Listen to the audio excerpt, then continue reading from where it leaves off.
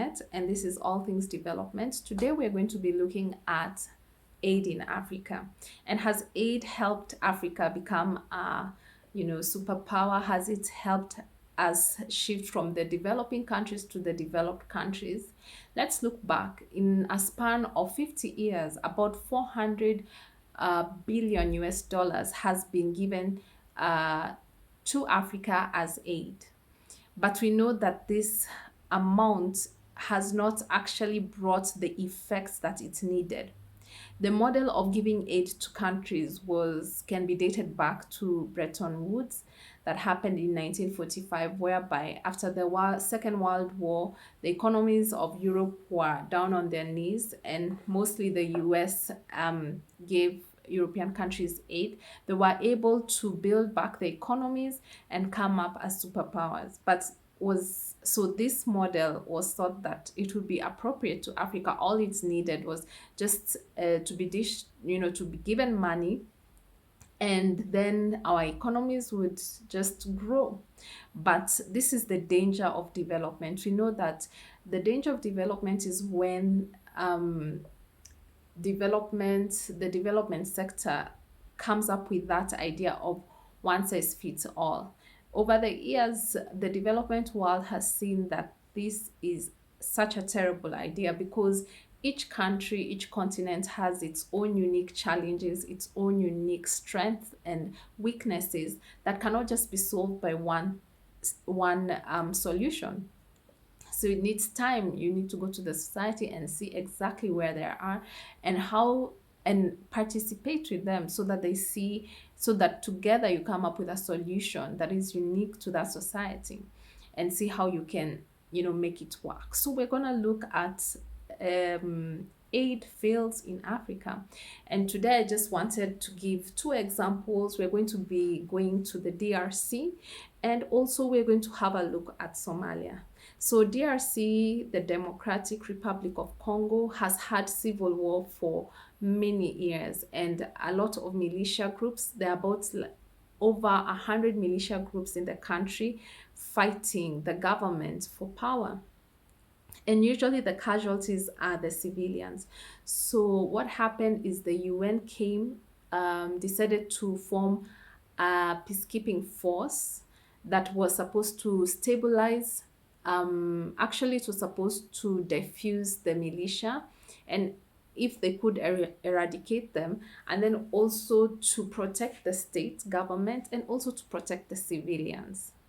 Now, over a period of 22 years since they went into Congo, the civil war has not stopped. You know, in fact, as we speak, as of July 2022, many demonstrators in different cities in Congo were protesting and were asking that the UN peacekeepers be removed and they go back to their country, because they have not helped the people. And that has been the bane of the situation, whereby you find they are there. In fact, if anything, the UN deployed 17,000 peacekeeping troops are in that small country of Congo, and yet they are not able to do anything. Is it because they do not have enough manpower? No. Is it because they do not have weapons? They have better weapons than these militia groups. What is the problem? Mostly the peacekeepers have been trying, are quite selfish in the sense of they do not want to risk their lives to go and fight and probably, have casualties. And also the peacekeepers are there primarily and mostly for the foreign companies that are in Congo mining. I mean, this is the what has been seen. Their mandate was not that, but that is what has been seen, because the civilians are saying they're not protected. Militiamen come to their villages, kill people, rape children, and rape women and children, and kill and take up even child soldiers like the M23 militia group, and go. And yet the peacekeepers are within meters of these assaults and they do nothing. They do not get out of their barracks. In fact, There was a situation whereby these militia groups, tried to, they actually decapitated people's heads and put them right in front of the UN peacemakers base, and they did not they did not come out to defend the people. I think I will recommend this book. It's called The Rift by Alex Perry. The Rift: A New Africa Breaks Free. It's a really, I don't know if you can see it because of the glare, but I think you've gotten, yeah, The Rift. So The Rift by Alex Perry, he's a journalist, and he's worked in different countries in Africa, and he was able to go to Congo and see what is happening in the villages, whereby the people are very disgruntled. Now, the UN peacekeepers were supposed to leave by 2024, but the way things are going, they will definitely leave sooner because it has been a fail. Mark you, about the budget of this, having those peacekeepers in Congo has cost these developed countries 1.1 billion US dollars per year. So that's almost like 22 to 25 billion dollars that has just not done anything. I think we can say that doing the same thing over and over again and expecting different results is actually insanity. So they should have actually regrouped and seen what is the way forward. How can we better help these people? Do we need to be aggressive? Do we need to be on the offensive? And just do what they're supposed to be there. They're supposed to be protecting the citizen, they're supposed to be protecting the government and diffusing the situation, you know.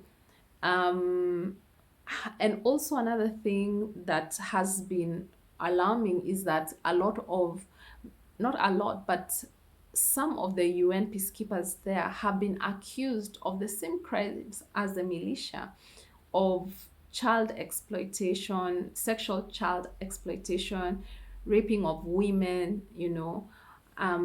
So this has been a really, a really bad mission, and I believe it is actually a fail. So let's move on to Somalia.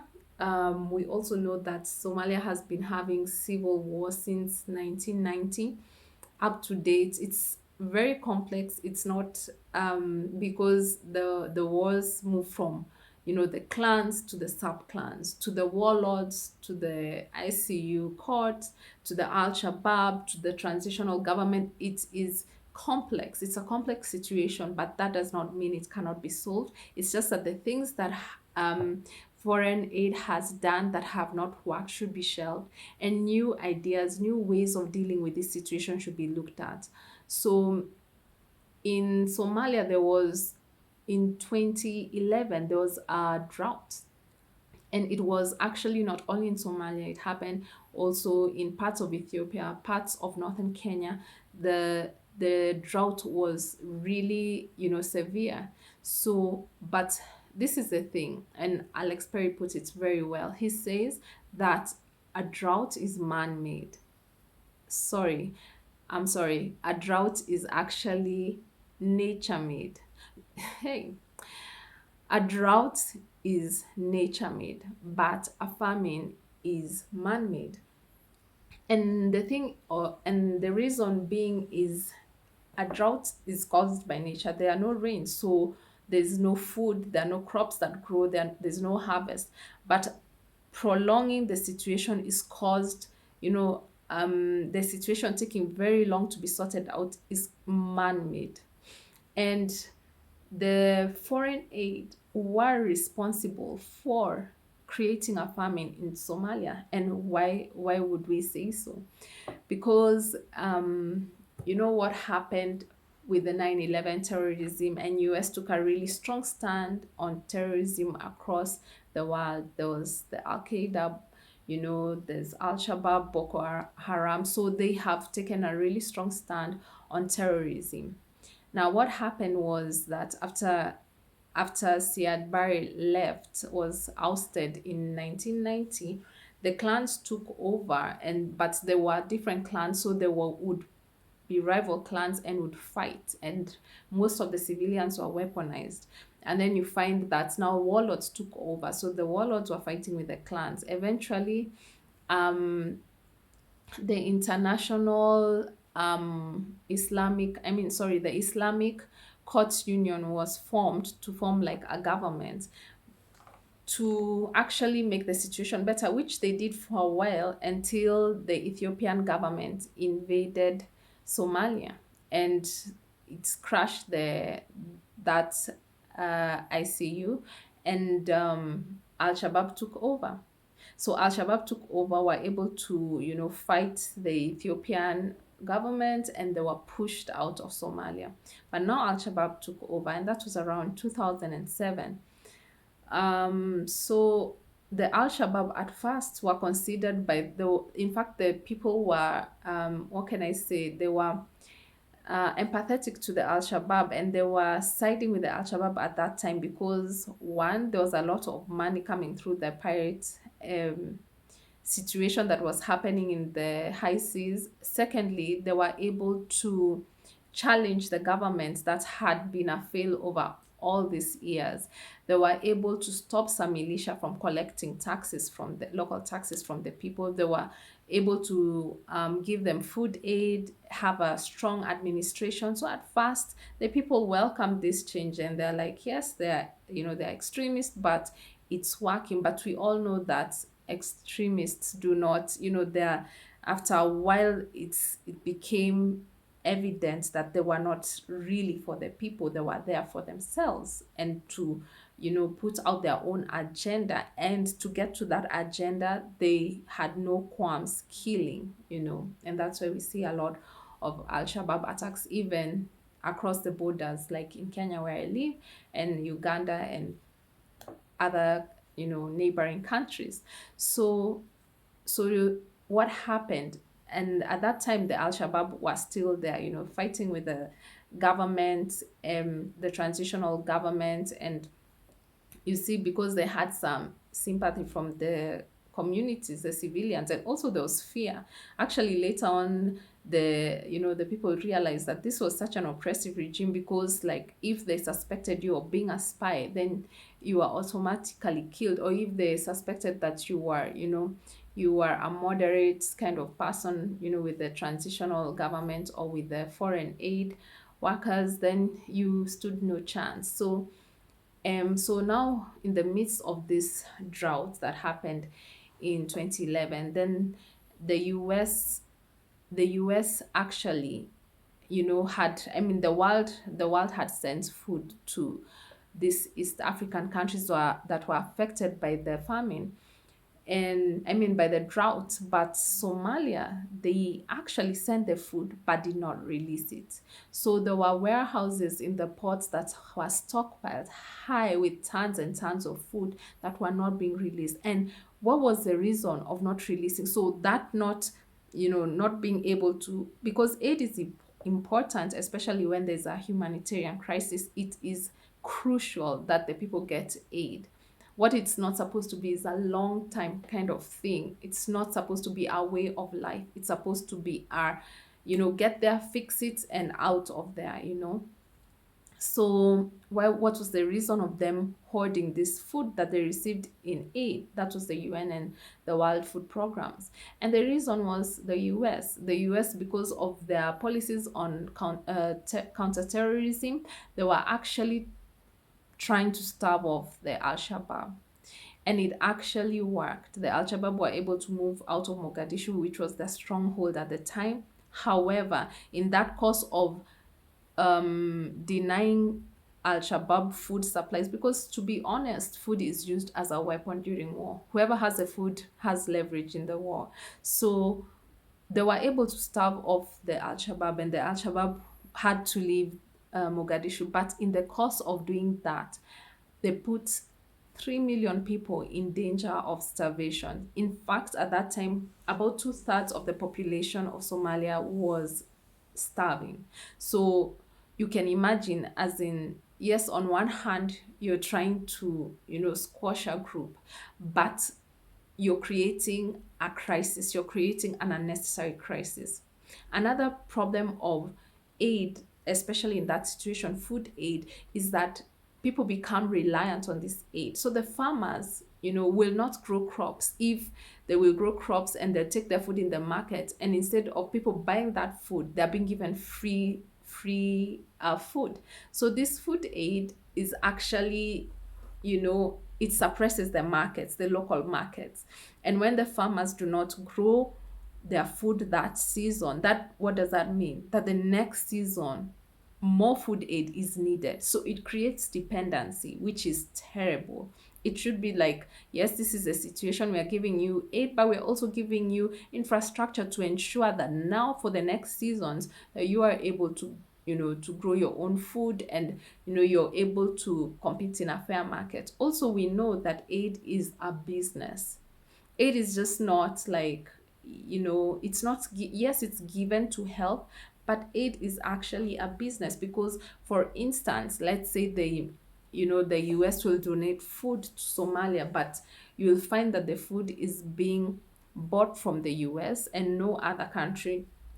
The distributors will be American companies. The cargo people will be American, shippers.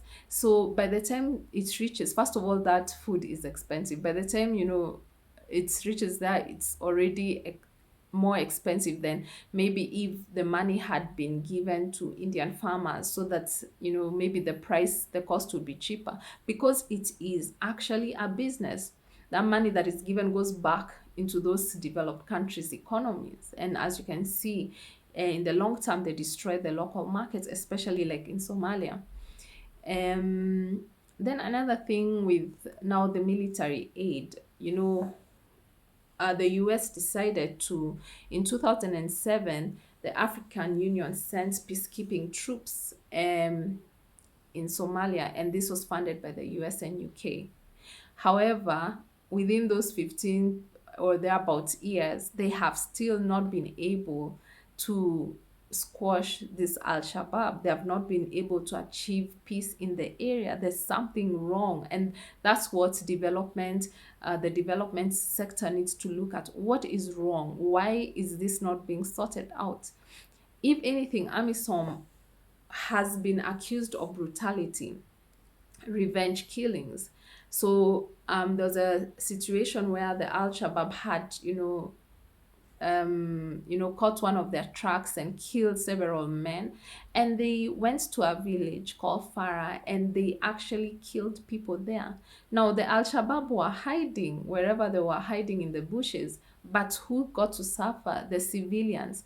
And there are no court systems to resolve these disputes between the AMISOM and the Somali citizens. Another major and disturbing thing is the rapes that happened, that have happened over time.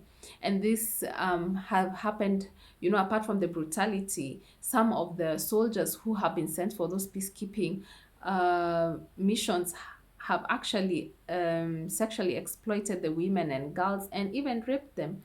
There's a situation where women and girls had gone to look for food and medical supplies from the base of one of the AMISOM bases there, and they were actually raped. So what is the recourse of those officers who, there should be some recourse? They should be tried in, they should be court martialed and put in jail, because what it creates is resentment. And that's why you'd find the civilians would rather maybe side with the Al Shabaab, because here they're seeing, yes, these foreigners are saying they're coming to help us.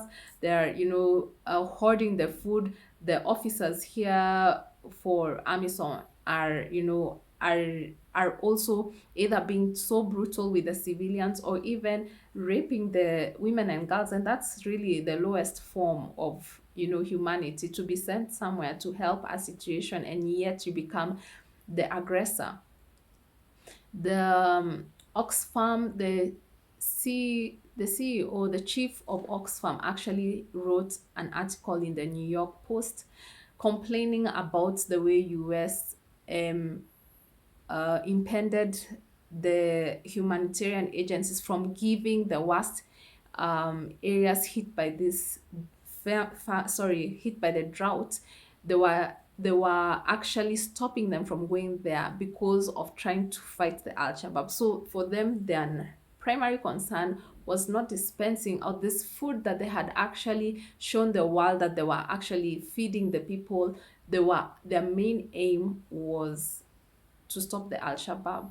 But as the writer said, you cannot mow the grass. The grass will always grow, So I think the best way for Somalia is dialogue between the Al-Shabaab, the governments, the foreign um, people in the government. I mean, sorry, the foreigners coming from different countries to sort it out, the neighbors being affected, Kenya, Ethiopia, all these countries need to, they need to have dialogue. They need to dialogue to see the way forward, because clearly military intervention has not worked, and it's super expensive. It's further impoverishes the people and actually puts their lives at risk, you know and creates these terrorist groups. Actually, it gives them fuel, because now people are disgruntled. So what else will they join but these terrorist groups? So they need to look at that. Um, and also, just I think the West needs to actually look at the role of aid and how it's dispensed. It's so important, like in this case. Like, we know that Somalia, they have the Hawal system of, sending money. And also that money that is sent, sometimes it's used for these extremist groups. But the only people who know are the people who are in that situation, how to handle that. Somaliland has done such a good job at trying to be sovereign and independent. Maybe they should try to borrow a leaf. The foreigners should try and see that actually Somaliland, with very little aid, has been able to live peacefully for all those years. There's something they're doing right, Um, we'll go back to, actually, another example of an aid fail was the famous or infamous Live Aid concerts of 1984. The concerts were a hit, the musicians lined up like Queen. That's where people say that Queen, they were really thrown into superstardom. And they were able to raise out of the concerts. The idea was really good. It was an idea by one of the rock stars, Bob Geldof. He was able to bring in together musicians to raise funds for the famine that was happening in Ethiopia. That was in 1984. But the money that they raised was roughly 130 million pounds, if not more or thereabouts. And all that money, did it actually go to solving that situation? Because for years and years, there was still not much that was achieved. If anything, some of that money actually went to the dictator Mengistu, who was there at the time. And he was responsible for many atrocities happening during that time. And a lot of that aid money did not actually go to the people who were in dire need of it. So the way aid is given is so important, the way it's dispensed. And also, aid is not a long-term plan. Aid is always a short-term plan. How Africa is supposed to develop is through trade, is through development, education. It's supposed to be, the trade is the most important thing. If you do not deal with the trade impediments that happen in Africa, like the sanctions that happen, the loan conditionalities that happen in Africa, then it's like giving someone a present with one hand and taking it, but even more with the other hand. It does not make sense. It's completely senseless. So yes, that's about it for aid that did not work, that has not worked in Africa. The solutions are more on how to have free and fair trade for all, and of course proper good governance, because even if you have trade and the governance in the countries are not working, or that still will not help. So that's all for now. See you next time.